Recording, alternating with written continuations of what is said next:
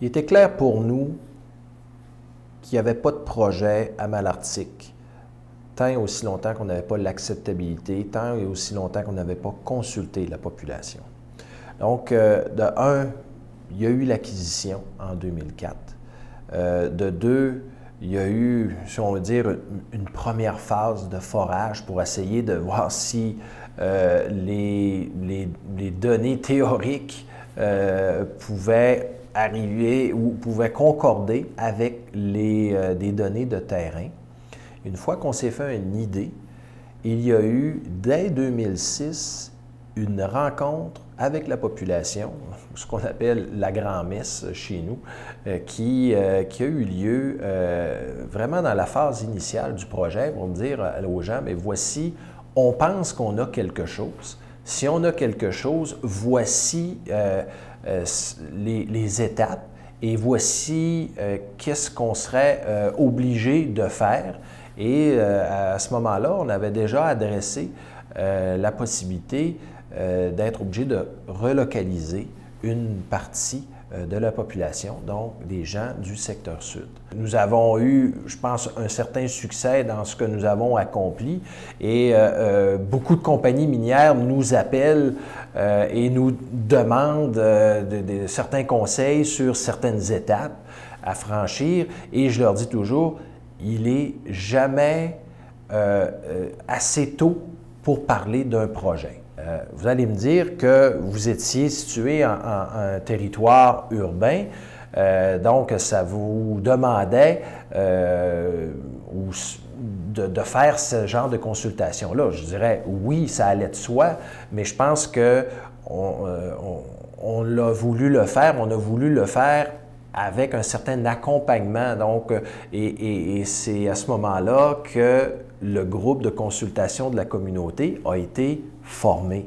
Donc pour accompagner, vice-versa, accompagner la minière dans son projet et la minière accompagne la municipalité et la population dans son projet. Donc, le fait d'avoir ce groupe-là a permis, en premier lieu, de planifier la relocalisation du quartier sud. Donc, d'ailleurs, c'était le mandat principal au début, pour que ça se fasse dans la meilleure harmonie et que les gens, parce qu'on déplace des gens, donc il fallait que les gens puissent avoir leur mot à dire sur le lieu de leur relocalisation. Parce que vous savez, chaque minière n'a pas la science infuse, on voit le projet de nos yeux et plus vous avez de yeux qui regardent votre projet, plus vous avez la possibilité de l'améliorer. Donc, vous avez des opinions, il faut permettre à la population de donner leurs opinions. C'est clair que vous ne pouvez pas prendre les opinions de tout le monde. C'est clair que vous ne plairez pas à tout le monde. Je vois un défi, les projets qui vont faire l'unanimité, il n'y en a pas. J'en connais pas, si vous en avez, vous pouvez me le dire, mais nous, on s'est dit, essayons de travailler avec une base solide, une base qui nous appuie et on a essayé de voir en 2006 si on avait une base qui nous appuyait. Et étant donné que, oui, la réponse était positive, donc on a poursuivi. Et on a fait des sondages et on a monitoré, on a essayé de faire un suivi de cette base d'appui-là tout au long du projet. Et ce qui est intéressant de voir dans notre projet, on a toujours gardé le même pourcentage. Donc, on est resté avec des gens qui étaient pas contents du projet, avec un certain pourcentage, et on a évolué avec le temps. Et ce qu'on s'est aperçu, les gens qui étaient indécis ou pas certains au départ, ont pris le côté pour le projet. Lorsqu'on parle de consultation, c'est pas des paroles en l'air. Je pense que dans notre cas, chez nous, il y a des gens qui ont adressé des questions, des interrogations ou des craintes concrètes. Lors du premier sondage, on a demandé aux gens, qu'est-ce que vous craignez le plus? il y avait la question du transport, la question de trafic à l'intérieur de la ville de Malartic. Donc, ce qu'on a fait, c'est qu'on a ouvert un chemin d'accès, donc réutilisé et fait un chemin d'accès à l'entrée est de la ville de Malartic pour éviter que les transports lourds empruntent la ville de Malartic lors des travaux de construction.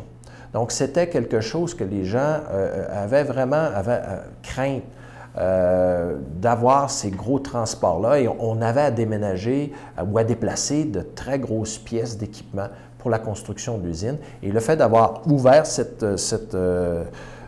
entrée-là, disons, tout près de l'ancienne IS Malartic, je pense que ça a répondu aux attentes.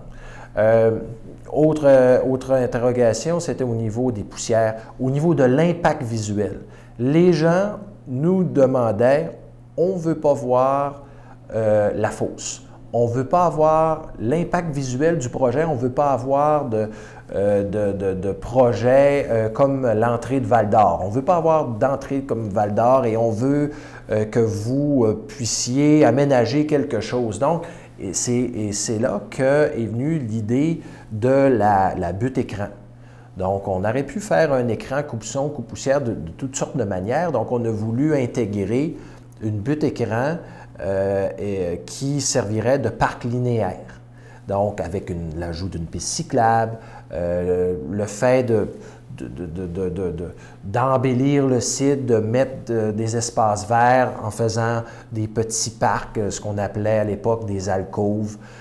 C'est des choses qui sont venues des préoccupations de la population. Quand je vous dis améliorer un projet, c'est en prenant des bribes et des questions et des interrogations que la population peut vous donner. Et là, vous embarquez ça dans le projet dans la mesure du possible et vous cheminez avec ça. Nous, on a pris la décision d'ouvrir un centre de relations communautaires au cœur de la ville pour permettre aux gens d'avoir un accès ou d'être accessibles.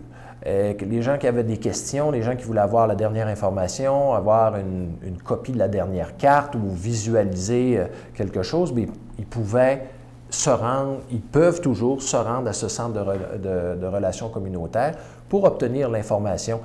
C'est un autre endroit aussi où est-ce qu'on peut recueillir les doléances des gens puis dire, bon, ben on n'est pas content de telle chose. Et on peut le prendre, on le prend en considération immédiatement. Donc, donc on a un accès facile à la population et ça, c'est important de rester en lien avec la population et de mettre les ressources nécessaires pour, d'une manière constante. Ce n'est pas du temps partiel. Ça prend du monde, des gens à temps plein pour travailler avec les communautés tout au long du projet, tout au long du cheminement du projet.